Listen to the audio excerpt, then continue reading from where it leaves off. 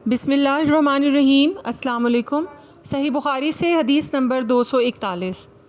ہم سے محمد بن یوسف نے بیان کیا، کہا ہم سے سفیان نے حمید کے واسطے سے بیان کیا، وہ حضرت انس رضی اللہ عنہ سے روایت کرتے ہیں کہ صحیح بخاری کی حدیث نمبر 242، آپ صلی اللہ علیہ وآلہ وسلم نے فرمایا کہ پینے کی ہر وہ چیز جو نشہ لانے والی ہو حرام ہے۔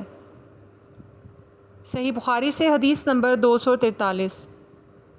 لوگوں نے ان سے پوچھا اور میں اس وقت سہل کے اتنا قریب تھا کہ میرے اور ان کے درمیان کوئی دوسرا حائل نہ تھا، اور رسول اللہ صلی اللہ علیہ وآلہ وسلم کے احد کے زخم کا علاج کس دوا سے کیا گیا تھا؟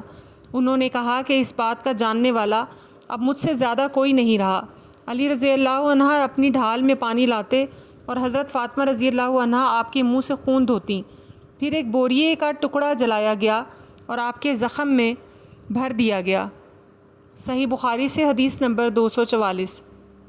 میں ایک مرتبہ رسول کریم صلی اللہ علیہ وآلہ وسلم کی خدمت میں حاضر ہوا تو میں نے آپ کو اپنے ہاتھ سے مسواک کرتے ہوئے پایا، اور آپ صلی اللہ علیہ وآلہ وسلم کے منہ سے آ کی آواز نکل رہی تھی، اور مسواک آپ صلی اللہ علیہ وآلہ وسلم کے منہ میں تھی جس طرح آپ قے کر رہے ہوں۔ صحیح بخاری سے حدیث نمبر 245۔ رسول کریم صلی اللہ علیہ وآلہ وسلم جب رات کو اٹھتے تو اپنے منہ کو مسواک سے صاف کرتے۔